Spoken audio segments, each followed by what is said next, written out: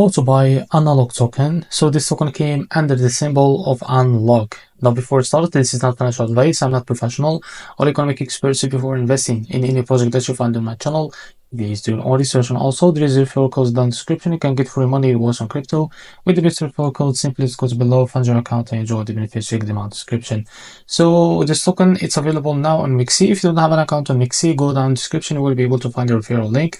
Go and create an account on MEXC and fund it with some USDT. So after you create an account on MEXC and fund it with some USDT, as you can see, go and copy this symbol of the token called unlog.